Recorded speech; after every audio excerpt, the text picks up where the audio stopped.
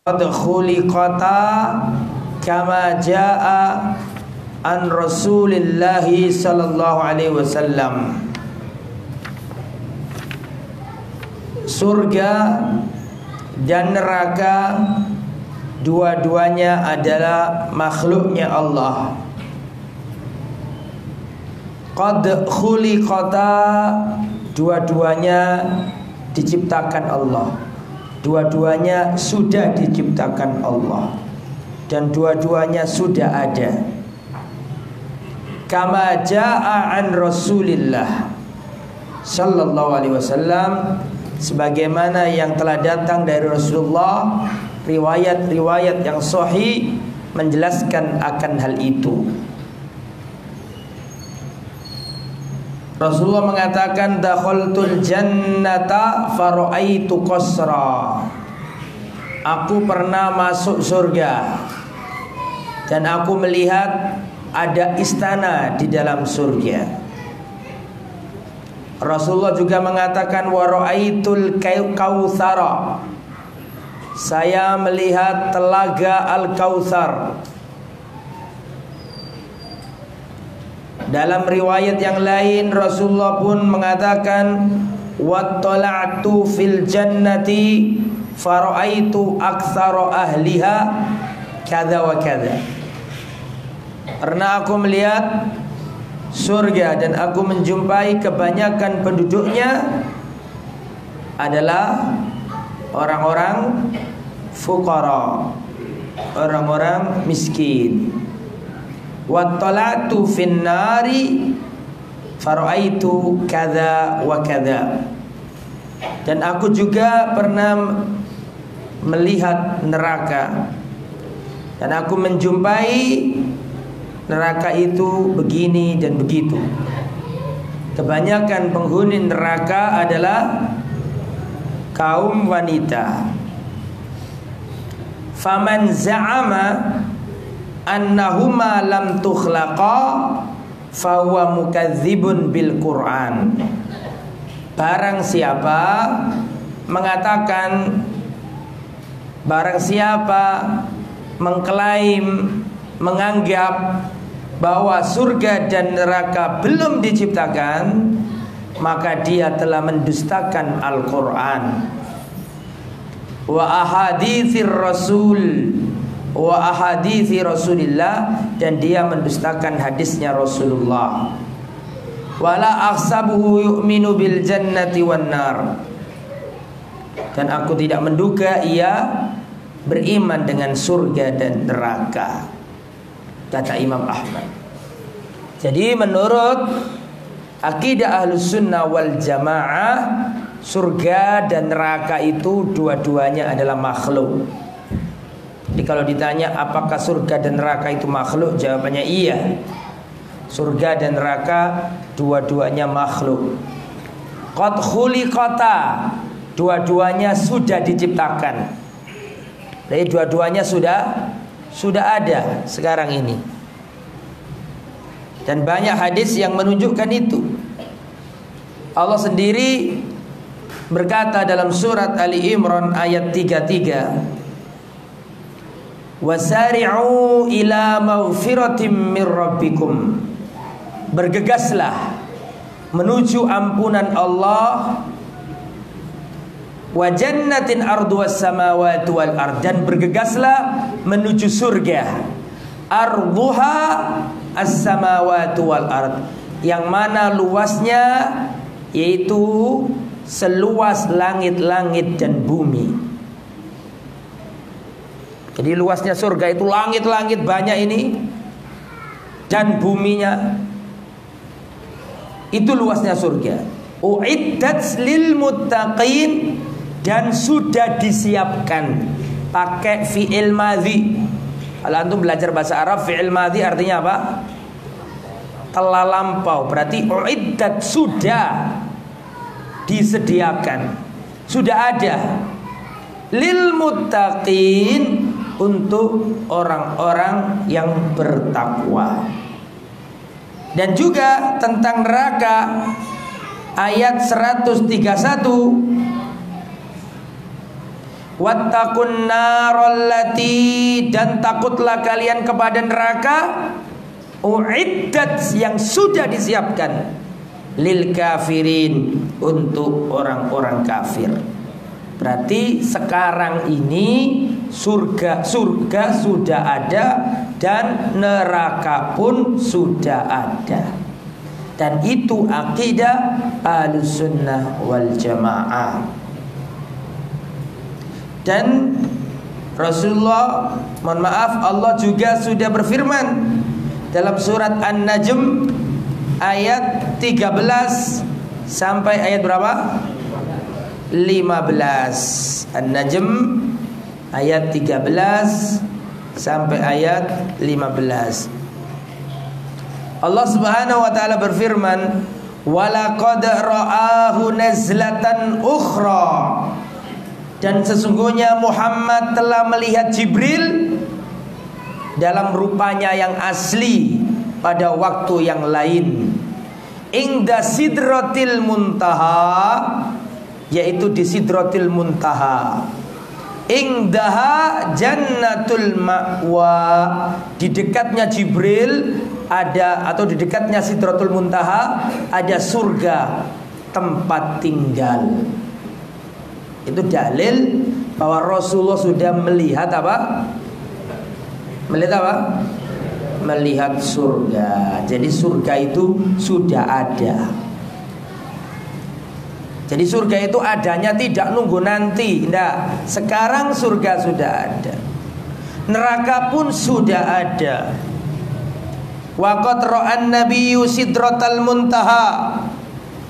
Rasulullah SAW sudah pernah melihat Sidratul Muntaha, dan di sisi Sidratul Muntaha itu Rasulullah melihat Jannatul Ma'wa, surga, tempat yang disediakan untuk orang yang beriman. Rasul sudah melihatnya. Berarti Rasulullah melihat melalui mimpi atau melalui kasat mata? Bukan mimpi lagi, tapi sudah apa? Melihat langsung. Kama fis sahihaini, kama fis sahihaini. Ya, saya ulangi, sebagaimana tercantum dalam as-sahihaini, yakni Bukhari Muslim, dari min hadisi Anas radhiyallahu anhu fi qissatil Isra, yaitu dalam hadis Anas bin Malik tentang cerita Isra Mi'raj, yang mana di akhirnya ada penggalan hadis berbunyi tsumman talaqa bi Jibril hatta ata sidratal muntaha. Dalam hadis Isra Mi'raj itu Rasulullah berkata, kemudian malaikat Jibril berangkat bersama aku hatta ata sidratal muntaha, sampai tiba di Sidratul Muntaha.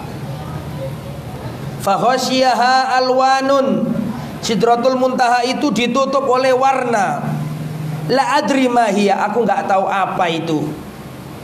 Tsumma dakhaltul jannah, kemudian aku masuk surga. Berarti peristiwa Isra Mi'raj itu bukan mimpi lagi, karena akidah Ahlussunnah wal Jamaah meyakini bahwa Isra Mi'raj itu bukan mimpi, bukan ruhnya Nabi, tapi jasad dan ruh dua-duanya. Berarti Nabi sudah melihat jannah, Nabi sudah pernah melihat surga. Tsumma dakhaltul jannata, dan aku masuk surga. Fa idza janabidil lu'lu, aku melihat ada mutiara-mutiara. Wa idza turabuha al misk, dan aku melihat debunya, pasirnya itu terbuat dari minyak misik, wangi. Wa fi sahihi Muslim, dan dalam hadis Muslim dari Anas secara marfu', Rasulullah bersabda, wa aimul ladzi nafsi biyadihi, demi Allah yang jiwaku ada di tangannya. Kata Nabi, lau ra'aitum ma ra'aitu la dhahiktum qalilan wa bakaitum katsira. Seandainya kalian melihat seperti apa yang aku lihat, niscaya kalian sedikit tertawa dan banyak-banyak menangis. Qalu, orang-orang bertanya kepada Anas, kepada Rasulullah ya. Maka orang-orang berkata kepada Rasulullah, "Wa ma ra'aita ya Rasulullah?" Apa yang sudah engkau lihat ya Rasulullah? Kata Rasulullah, seandainya kalian melihat seperti yang aku lihat, niscaya kalian sedikit tertawa dan banyak menangis. Para sahabat bertanya, "Wa ma ra'aita ya Rasulullah?" Dan apa yang sudah kamu lihat wahai Rasulullah? Maka Rasulullah menjawab, "Al-jannata wan nar." Aku sudah melihat surga dan neraka. Jadi surga dan neraka ini sudah ada. Wa aqidah Ahlussunnah wal Jamaah wajib mengimaninya. Makanya ibadah itu harus mengharap surga. Itu namanya roja. Dan harus takut dengan neraka. Itu namanya khauf. Lah ibadahnya panjenengan supaya benar, ibadah kita harus dibangun di atas 3 pilar utama.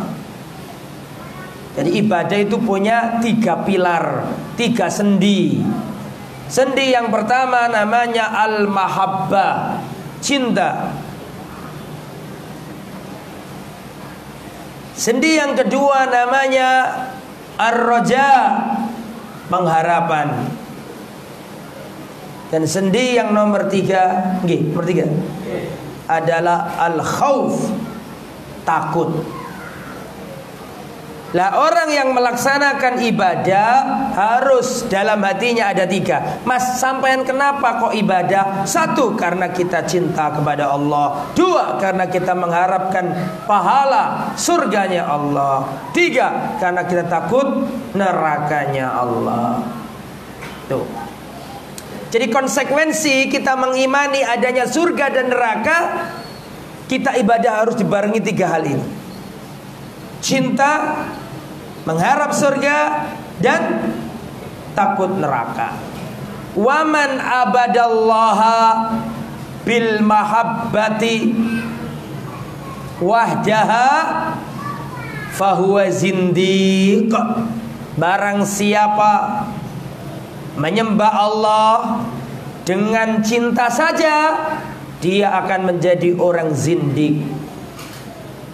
Jadi orang yang menyimpang. Pokoknya yang penting cinta. Gak peduli masuk neraka, surga gak penting. Aku ibadah gak mengharap surga. Aku ibadah gak takut neraka. Yang penting cinta. Koyok bener padahal gak bener. Waman abadallah bil mahabbati wahdaha fahuwa zindiq.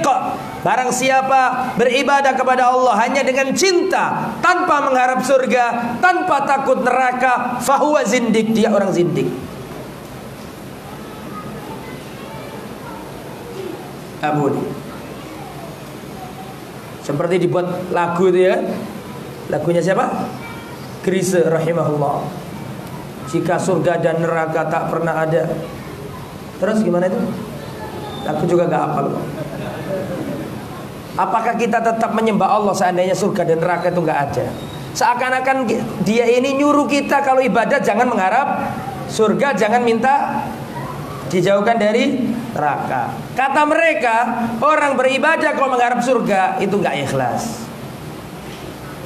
Padahal yang menyuruh minta surga siapa? Allah. Permintaanmu kepada Allah surga itu dalil kamu butuh Allah. Permintaanmu kepada Allah minta surga itu dalil bahwa kamu menghamba kepada Allah. Ini gak boleh cinta tok. Ada ceramah Gus siapa, saya gak usah sebut namanya. Gak penting masuk surga, masuk neraka gak penting. Yang penting cinta sama Allah. Meskipun doa akhirat kecemplung doa neraka gak apa-apa. Yang penting oleh ridhani Allah. Yuk gak mungkin oleh ridhani Allah mlebu neraka. Pernah dengar? Pernah dengar? Viral. Kalau nggak tahu jangan tahu. Jadi mereka itu menganggap seperti itu. Mas, kalau ibadah itu jangan mengharap surga, gak ikhlas sama itu. Ibadah kok seperti pedagang, mikir untung rugi. Ibadah itu murni ikhlas, cinta, gak usah mengharapkan surga, garai gak ikhlas. Koyok bener padahal gak bener. Yang nyuruh kita minta surga siapa? Allah. Bahkan Allah turunkan ayat dari langit nuntun kita, Rabbana atina fid dunya hasanah wa fil akhirati hasanah wa qina adzab. Sopo sing ngajari iki? Allah. Kamu minta surga itu berarti kamu ngawulo kepada Allah. Kamu minta surga berarti kamu itu menghamba sama Allah. Kamu minta surga berarti kamu butuh sama Allah. Butuhmu dirimu kepada Allah, ini bagian dari ibadah. Dan kalau mereka mengatakan ibadah kok minta surga seperti ibadahnya para pedagang, kita jawab, iya, kita sedang berdagang kepada Allah. Wong ada ayatnya kok, hal adullukum ala tijaratin tunjikum min adzabin. Maukah kamu saya tunjukkan perdagangan yang menyelamatkan kamu dari api neraka? Allah sendiri menamai kita, perdagangan transaksi kita dengan Allah itu dengan perdagangan. Jadi kalau ada orang mengatakan kamu ibadah jangan minta surga, seperti itu pedagang saja, kita katakan iya. Memang kenapa? Memang kita berdagang kepada Allah karena ada ayatnya. Betul apa enggak? Ya ayyuhalladzina amanu hal adullukum ala tunjikum min adzabin alim. Hei orang yang beriman, maukah kamu saya tunjukkan sebuah perniagaan perdagangan yang menyelamatkan kalian dari api neraka? Allah sendiri menamai ibadah kita dengan perdagangan. Mafi muskilah. Kamu itu ibadah jangan takut neraka. Ibadah kok takut neraka? Seperti ibadahnya para budak saja, melakukan sesuatu karena khawatir dipukul sama majikannya. Kita jawab, memang kita budaknya Allah. Kenapa? Memang kita ini budaknya Allah. Bukankah kita ini Abdullah? Betul? Apa artinya Abdun? Hamba saja, budaknya Allah. Mengapa kok kita takut sama neraka? Mereka mengatakan ibadah kok takut neraka. Mas sampai ini gak ikhlas. Ibadah kok wedi. Kita katakan Rasulullah manusia paling mulia. Rasulullah berlindung dari neraka dan Rasulullah minta surga. Bahkan Allah sendiri ngajari kita supaya kita disuruh minta surga. Karena dengan meminta karena dengan meminta kepada Allah, kau melakukan dua hal. Satu, engkau mengagungkan Allah. Dua, kau rendahkan dirimu di hadapan Allah. Kamu meminta itu ada dua hal besar. Makanya dalam riwayat Imam Ahmad, Rasulullah mengatakan, man lam yad'ullah yaghdab alaihi. Barang siapa tidak berdoa kepada Allah, Allah murka kepadanya. Dikira gak donga iku api. Wis aku gak mikir apa-apa wis. Orang sufi mengatakan, ya Allah, cabutlah keinginan dariku ya Allah. Karena keinginan telah membelenggu hatiku. Kalau memang kau harus tanamkan rasa ingin di hatiku ya Allah, maka izinkan aku ingin. Aku ingin agar tidak ingin. Bulet kan? Aku ingin agar tidak ingin. Agama itu simpel saja. Rasulullah ngajari kita doa minta surga, yos minta surga. Rasulullah ngajari kita ibadah itu harus takut neraka, ya kita takut neraka. Makanya orang ibadah itu harus ada tiga ini. Pertama apa tadi Pak? Kedua,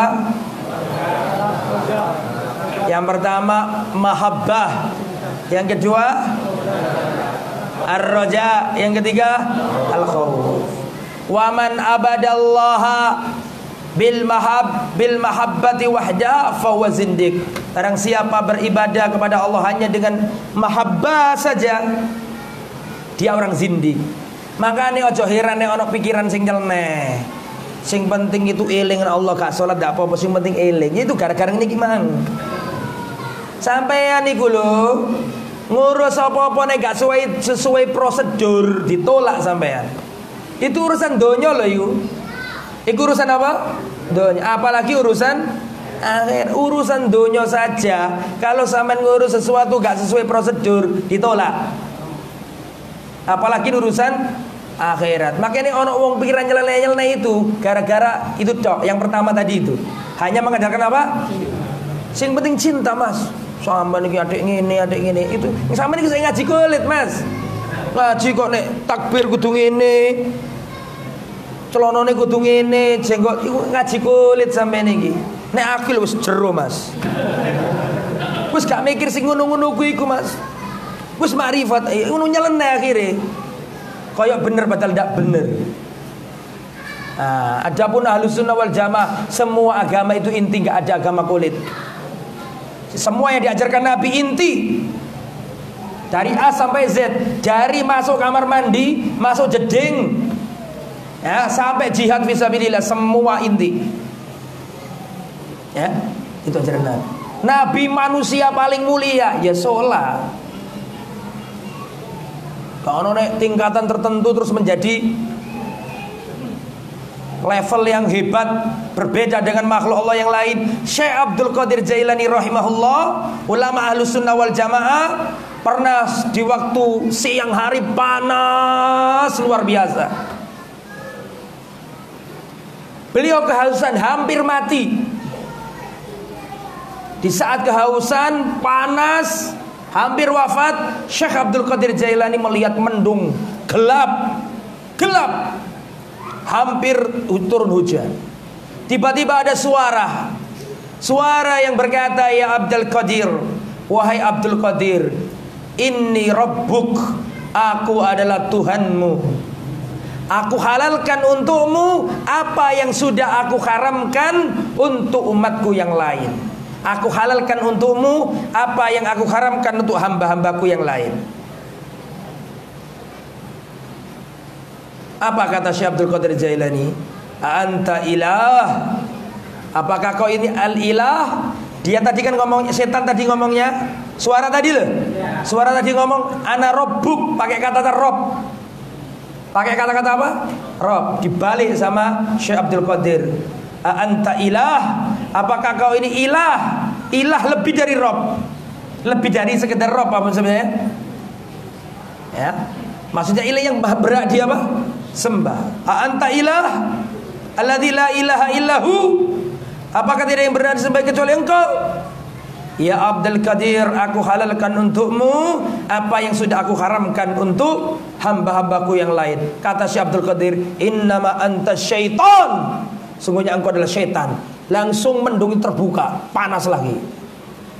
Ku coba wong saiki di petuki ngono. Abdul Qadir, Pak Mul.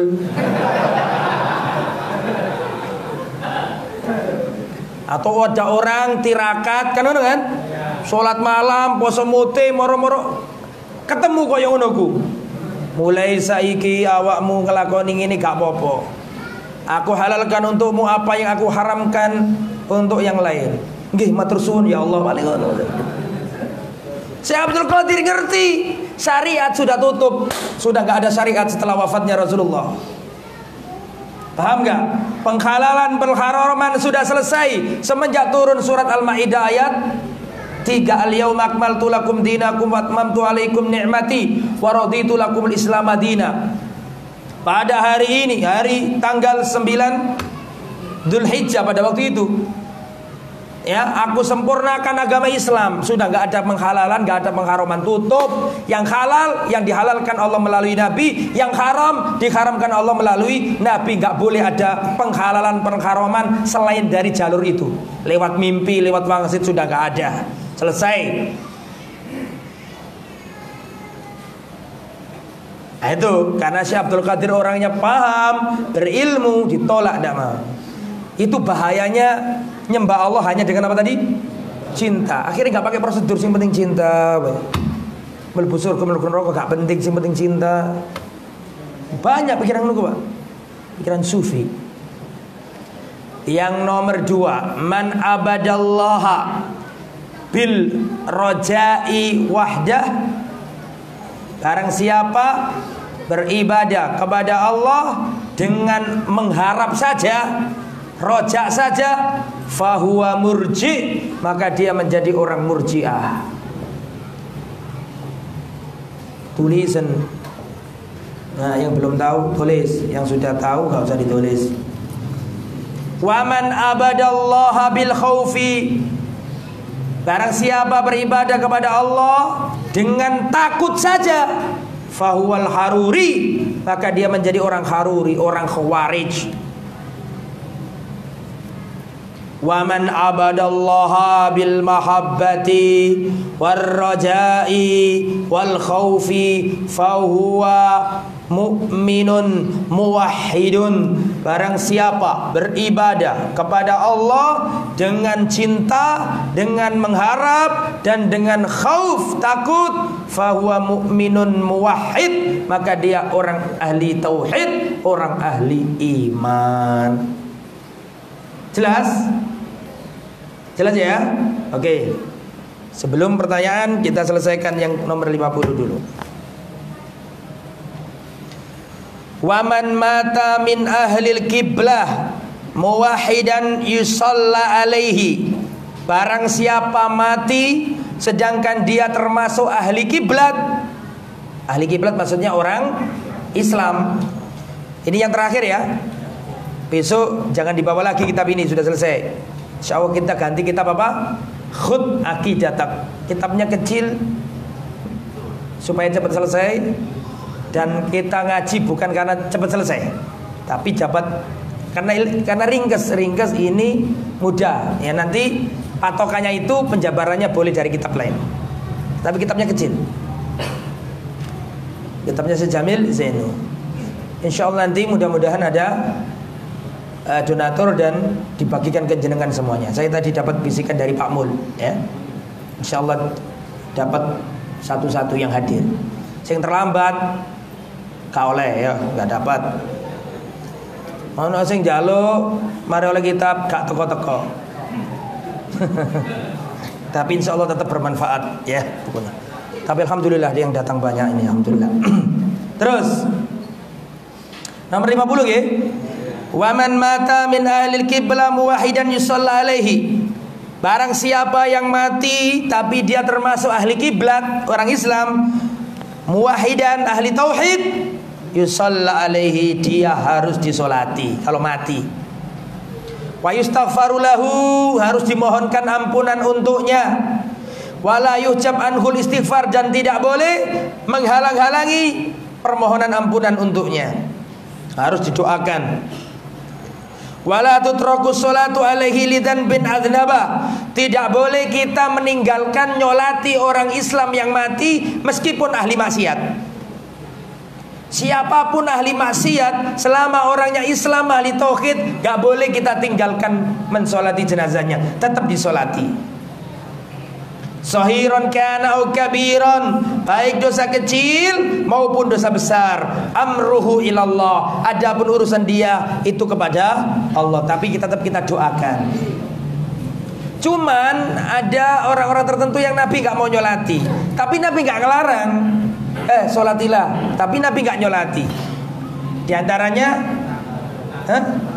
orang yang punya utang, Rasul gak mau nyolati. Terus ada sahabat yang mengatakan, ya Rasulullah, biar saya yang nanggung utangnya orang ini. Baru Rasulullah mau nyolati. Ini ya, jadi kita harus mendoakan orang mati, Pak. Jangan anti dongakno wong mati. Dongakno wong mati itu harus wajib bagi orang-orang yang mukmin ini. Kalau ada saudaranya yang wafat, kita mendoakan. Cuma nek elok selamatan, ojo dituduh gak dongakno, ngono lho. Masalah iki nek elok selamatan dikira gak dongakno. Paham? Dongakno penting, harus dongakno wong Islam itu, Ustad. Tapi sing siji yo kebangetan kadang-kadang. Ustaz, masih yo awakmu sing dongakno wong akeh, selagi gak anake dhewe gak sampe. Ono yo an sing ngomong ngono. Ngono ki yo salah pisan. Sing bener meskipun gak anake yo iso sampe. Sing penting carane kudu bener. Jadi sing dongane sampai nang mayit gak hanya anak soleh, karena sebagian ada yang meyakini seperti itu. Meskipun wong sak kampung diundang, selagi sing dongano duduk anak dhewe tertolak. Ndak bener juga itu. Seandainya doa kita kepada orang yang mati kalau nggak anaknya itu tertolak, ngapain Rasul ngajarkan kita doa? Kalau ada saudara kita mati kan kita diajari Nabi doa, Allahumma firlahu warhamhu wa'afihi wa'fu anhu. Saya mau tanya, itu yang mendoakan apakah pasti anaknya? Kan belum tentu, bisa tetangganya, bisa saudaranya. Itu dalil bahwa orang lain meskipun nggak anak boleh nggak mendoakan? Boleh, bukan boleh, harus mendoakan dan bisa sampai ke mayit. Apalagi ada ayatnya, surat Al-Hasyr ayat 10. Kita disuruh mendoakan saudara-saudara kita yang sudah wafat. Walladzina ja'u min ba'dihim yaquluna rabbana ighfir lana wal ikhwanina alladzina sabaquna bil iman. Ya, disuruh mendoakan saudara-saudara kita yang lalu. Cuman gak usah dengan cara-cara yang menyelisih syariat.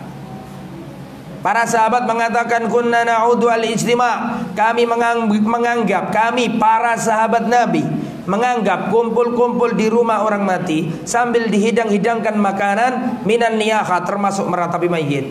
Imam Asy-Syafi'i dalam kitabnya Imam Asy-Syafi'i mengatakan akrahul ma'tam, aku benci acara kumpul-kumpul di rumah orang mati. Di antara perkataan Imam Syafi'i, taklifun lil mu'na, membebani biaya untuk keluarga mayit.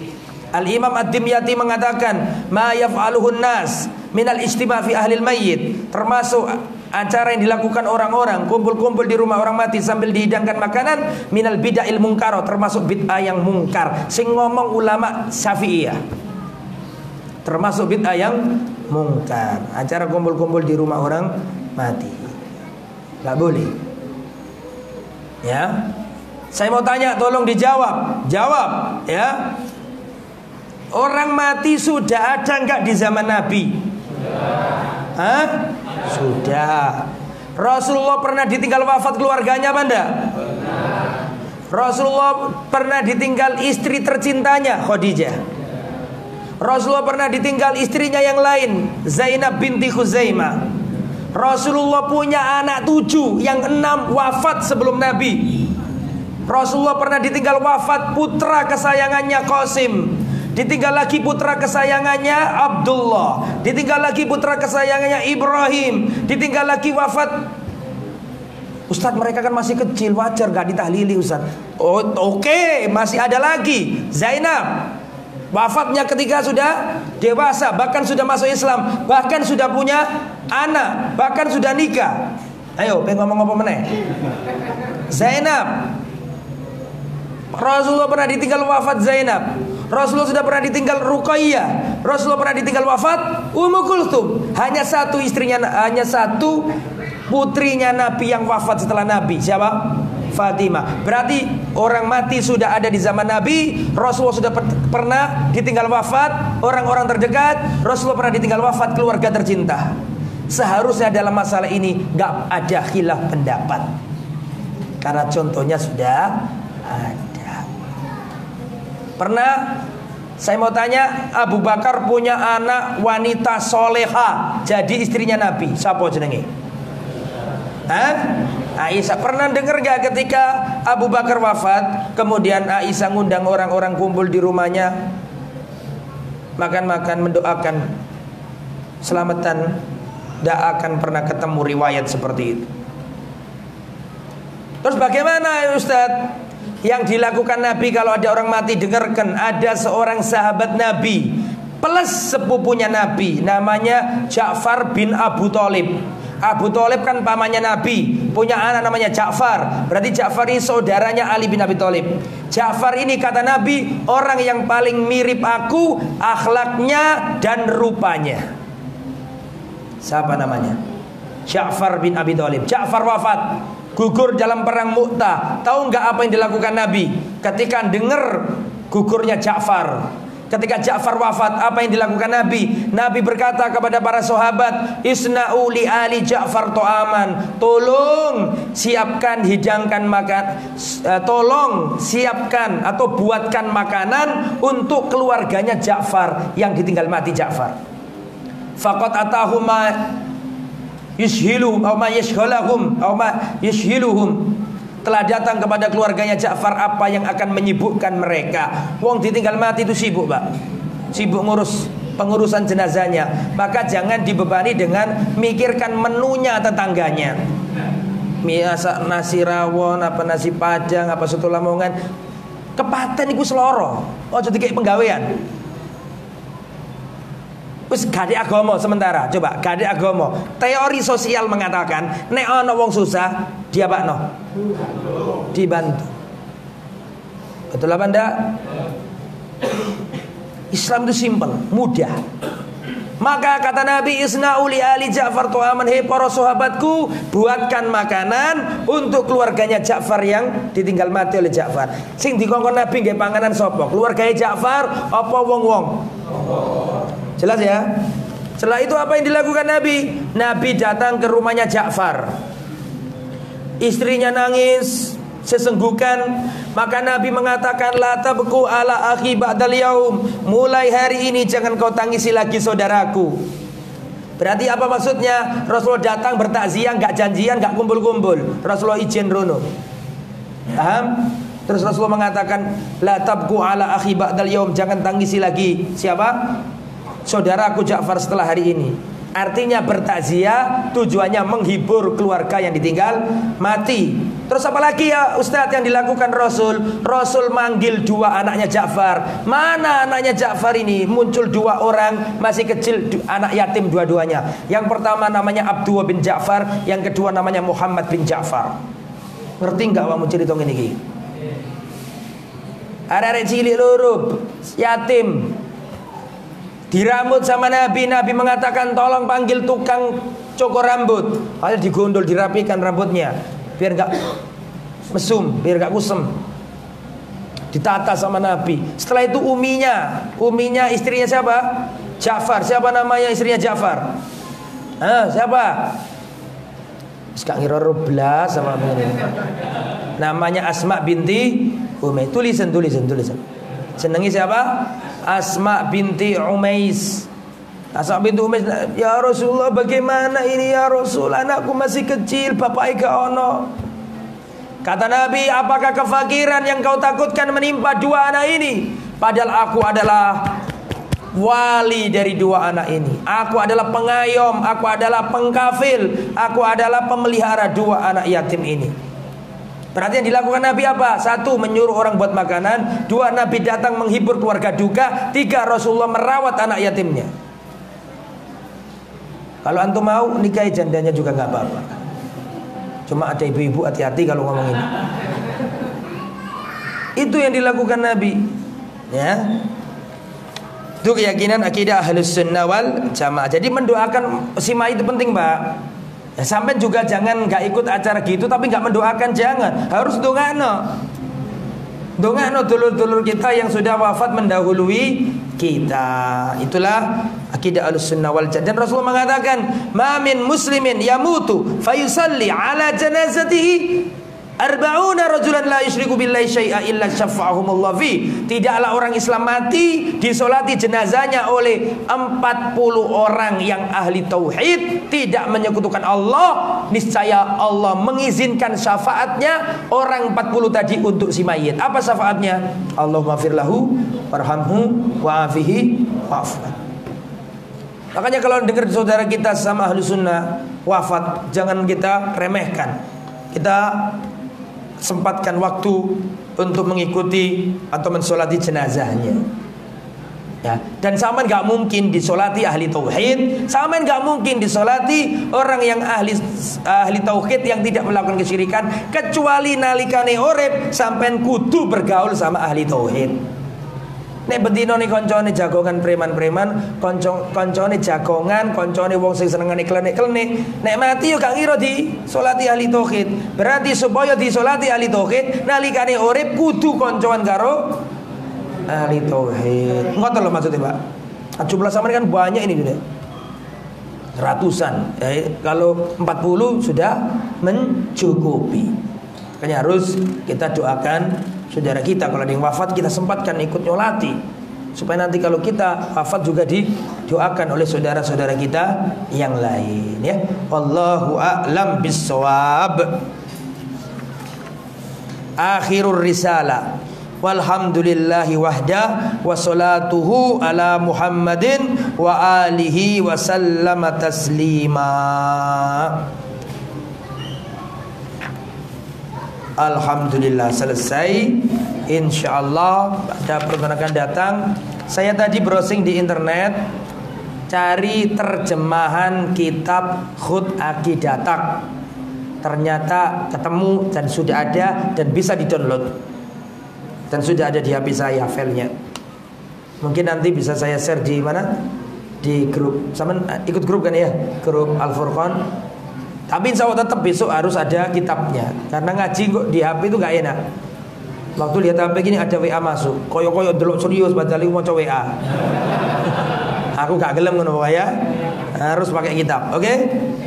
Alhamdulillah, semoga bermanfaat dan semoga Allah Subhanahu wa taala melipat gandakan pahala untuk Imam Ahmad pengarang kitab ini, dan semoga kita bisa meneladani akidah beliau, manhaj beliau dalam beragama. Wallahu a'lam.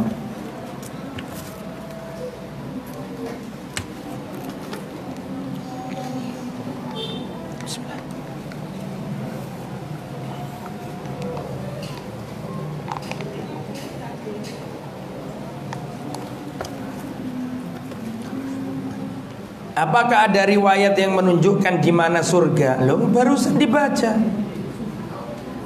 Betul apa enggak? Dibaca apa enggak tadi? Di mana?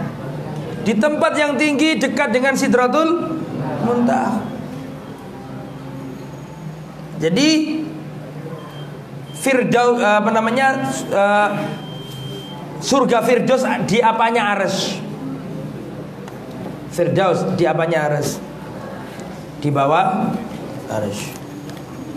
Jadi tempatnya di atas surga ya.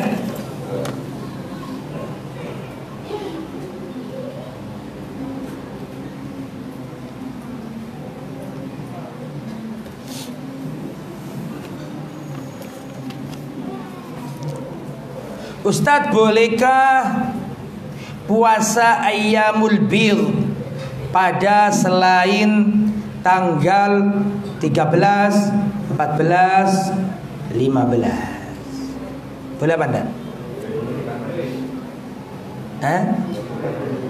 Boleh apa enggak? Boleh.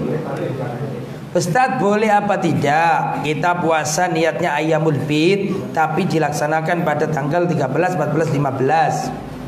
Selain tanggal 13, 14, 15. Boleh apa enggak?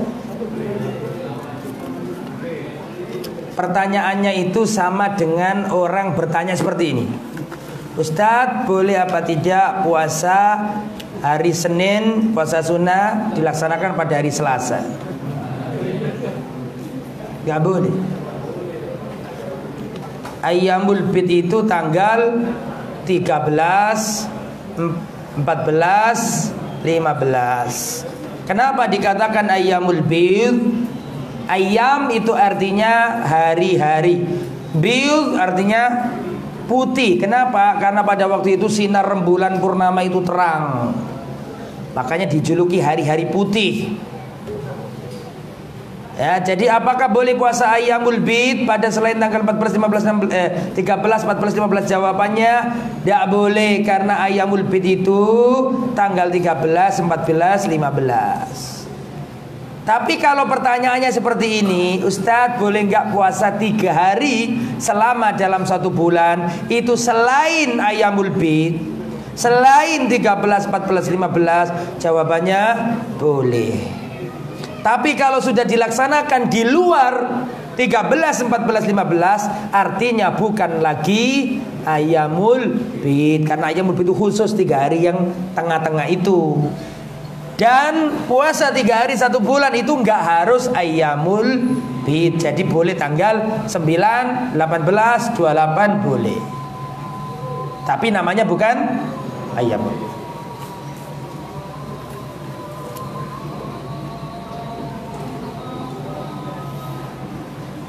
Assalamualaikum waalaikumsalam warahmatullahi wabarakatuh. Apakah boleh seorang MC dalam sambutan mengucapkan Semoga di hari akhirat, di yaumil akhir kita mendapat syafaat Rasulullah. Atau harus ditambahi kata atas izin Allah kita mendapat syafaat Nabi. Ya kalau maksudnya itu sudah paham ya gak apa-apa. Turja syafaatuhu. Ya, jadi syafaat adalah permohonan Nabi kepada Allah untuk menyelamatkan kita. Jadi sejatinya yang punya syafaat itu siapa? Allah. Asy-syafa'atu lillahi jami'a. Syafaat itu milik Allah. Nabi diberi apa? Izin, ya. Ya mudah-mudahan tidak apa-apa ya kalau sudah tahu maksudnya. Tapi lebih baik ya pakai seizin Allah. Apa konsekuensi mengatakan Al-Qur'an makhluk? Ini pemikirannya Mu'tazilah. Kalau Al-Qur'an makhluk berarti Al-Qur'an gak sempurna. Kok makhluk kok? Apa ada makhluk yang sempurna? Kalau seandainya Al-Quran makhluk berarti Al-Quran tidak sempurna. Berarti ada salahnya, ada cacatnya, ada kelirunya. Betul apa enggak? Makanya Al-Quran bukan makhluk, tapi kalamullah. Kalamullah itu bagian dari sifat Allah.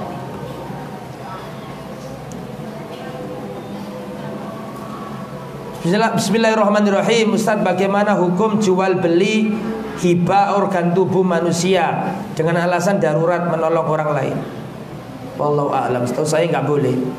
Ya, setahu saya nggak boleh. Wallahu a'lam. Apanya yang darurat? Kita ngambil mirnya orang-orang yang mati. Ya. Misalnya gimana? Wallahu a'lam.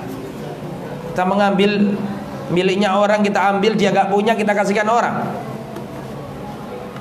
La dororo wala tiror. Nyawanya orang ini tidak lebih tinggi daripada nyawanya orang itu. Ini nyawa, ini nyawa. Jangan sampai kita berikan nyawa ke orang ini tapi kita cabut nyawanya orang. Wallahu a'lam. Bismillahirrahmanirrahim. Assalamualaikum warahmatullahi wabarakatuh. Ustaz, saya mau tanya bagaimana seharusnya posisi kaki saat meluruskan shaf? Karena saya melihat banyak perbedaan pada posisi kaki. Mana menurut Nabi yang benar? Merapat nempel-pel itu sebenarnya bukan kewajiban. Kalau mau jujur, sunnah. Yang penting itu pertama rapat untuk menunjukkan kelurusan. Itu para ulama itu khilaf lagi. Apakah merapat itu apa? Nempel-pel atau sekedar maksudnya itu rapat tapi tidak harus apa? Menempel. Tapi kalau kita rapat afdal untuk bisa meluruskan shaf. Tapi juga jangan berlebihan gitu loh. Ada yang saya pernah nggak nyaman, saya itu deket sama orang, dia cari mata apa sebenarnya? Mata kaki saya. Kok mata apa? Tumit ya, mata kaki. Sampai akhirnya dia itu seharusnya gini jadi gini. Jadi posisinya apa? Tidak, kan kita kan harus jari-jarinya menghadap ke arah kiblat. Tapi karena dia memaksa, jadi akhirnya begini. Karena pengennya ininya nempel ke orang lain. Wallahu a'lam shawab ya. Jadi jangan berlebihan. Ya, kalau rapat ya rapat tapi jangan berlebihan. Wallahu a'lam.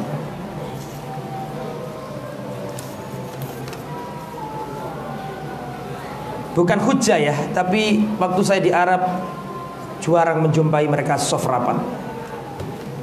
Tapi amaliyahnya orang Arab itu bukan apa? Bukan hujah, tapi di situ maksimal kita tahu ya, bahwa itu bukan apa namanya, kalau Anda maksud saya melihat orang yang agak renggang dikit dan sudah Anda geser supaya rapat, orangnya nggak mau, sudah jangan dikejar. Nanti jadi kejar-kejaran nanti ya kan. Sudah gitu. Sudah jangan dikejar. Kalau sudah kayak gitu. Azan dulu.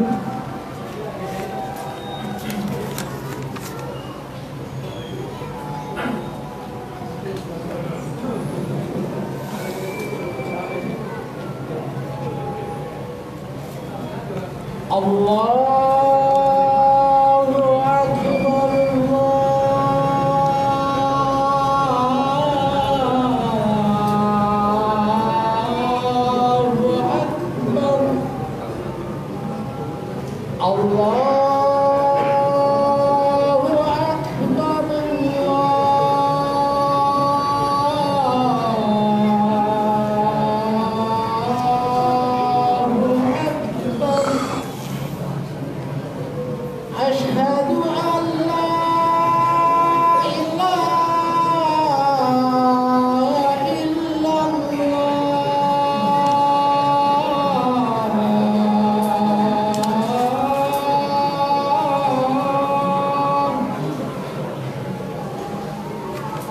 Asyhadu an la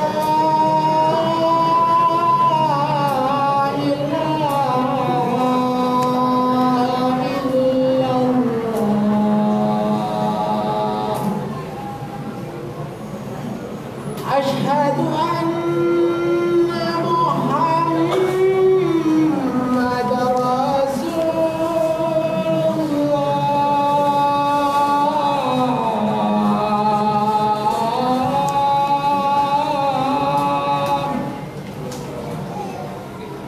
Asyhadu anna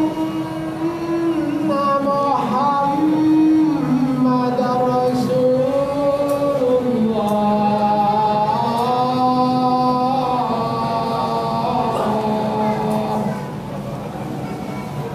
Hayya 'alas salah.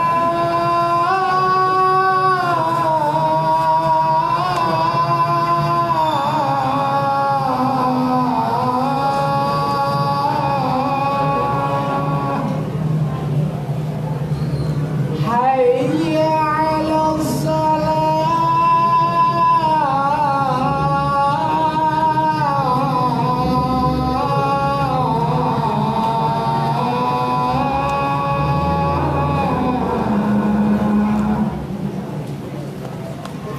Hayya 'alal falah.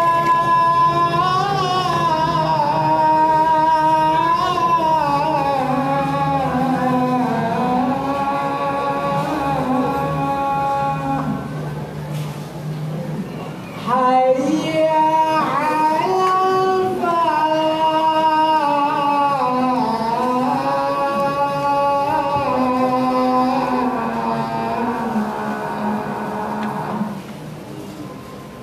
Allahu Akbar, Allahu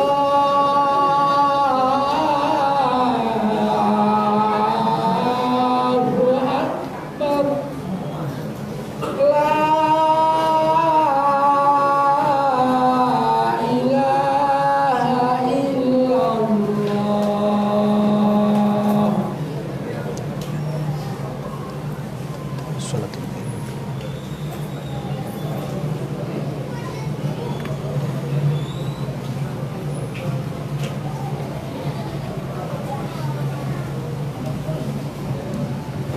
Tayyib. Afwan Ustaz, di luar tema. Apakah Nabi Adam punya pusar atau udel? Karena Nabi Adam tidak dilahirkan dari rahim ibu. Ini pertanyaan dari anak-anak. Cuman saya bingung jawabnya Ustaz. Jazakallah khair. Wa iya. Sama, saya juga bingung, nggak bisa jawab. Kita jawab wallahu a'lam. Masalah kayak gitu-gitu itu kalau ada dalil kita imani, kalau nggak ada dalil ya sudah kita bilang wallahu.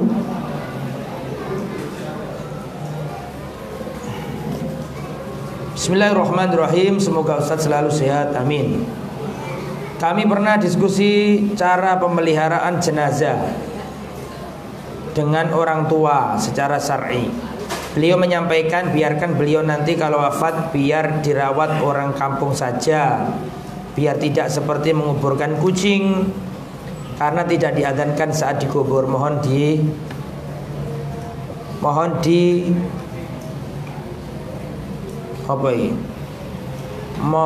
diakan Ustaz. Jazakallahu khair.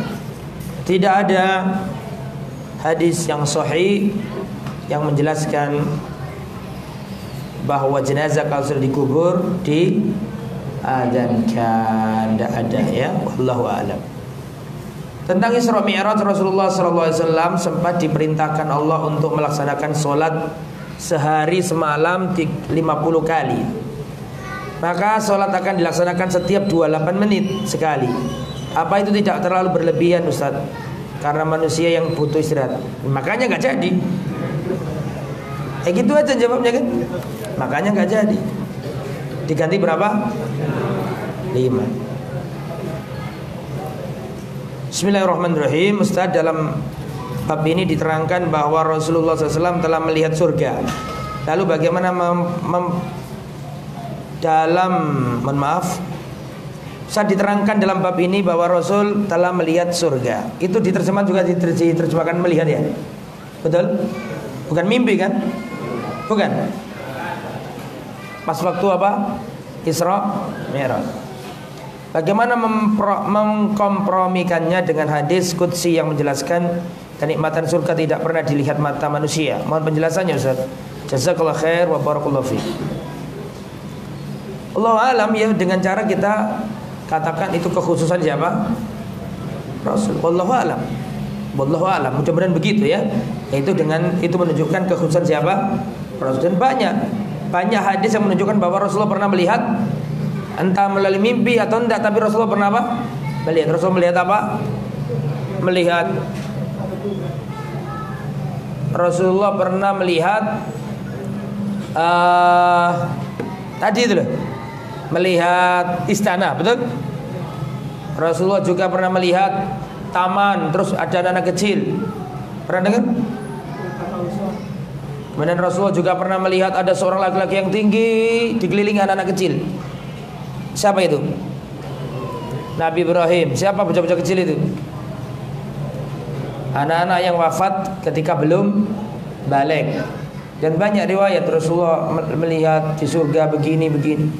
Maka wallahu alam ya, cara mengkompromikannya ini merupakan kekhususan siapa? Rasulullah sallallahu alaihi wasallam. Wallahu alam.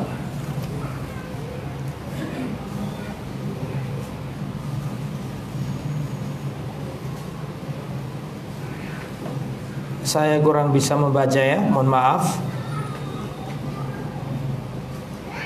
Menental masuk masjid jangan duduk sebelum 2 rakaat.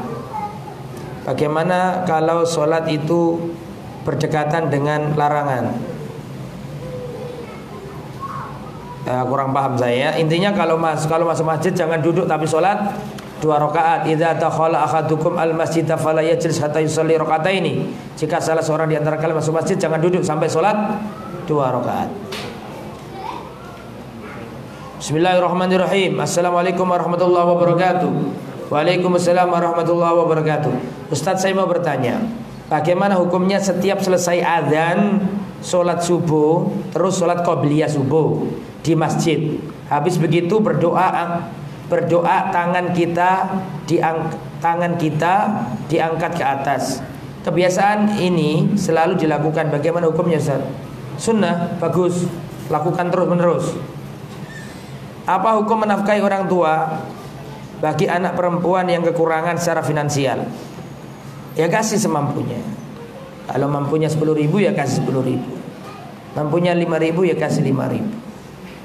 Apakah bentuk berbakti hanya dalam masalah uang? Tidak. Memudahkan urusannya, memberikan makanan untuknya, membantu pakaiannya, meringankan bebannya, selalu silaturahim kepadanya. Jadi nggak mesti apa? Nggak mesti uang. Bagaimana jika orang tua menuntut? Ittaqillah mastata'tum, berusahalah kalau dapat sisihkan untuk orang tua, sediakan untuk orang tua.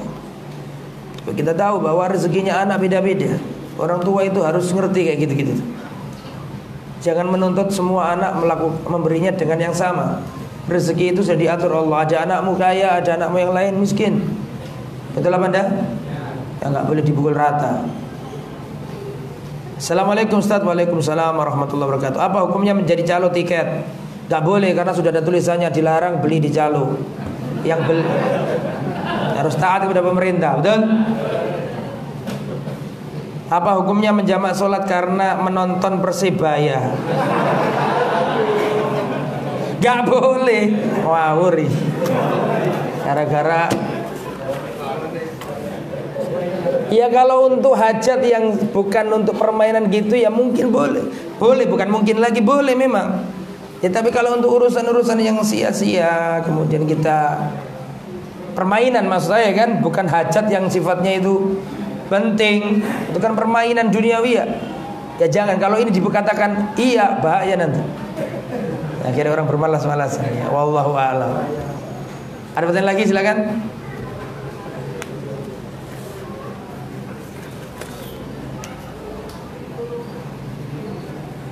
Sudah sampai sini karena nggak ada pertanyaan lagi. Semoga bermanfaat apa yang telah disampaikan. InsyaAllah kita bertemu pada kesempatan akan datang dengan kitab yang baru. Yang punya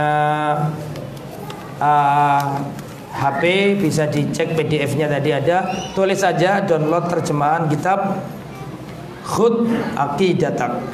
Atau mungkin nanti saya share di mana? Saya share di apa? Di grup. Bisa antum download, tapi tetap harus ada kitabnya. Semoga bermanfaat. Subhanakallahumma bihamdika asyhadu an la ilaha illa anta astaghfiruka wa atubu ilaik. Assalamualaikum warahmatullahi wabarakatuh.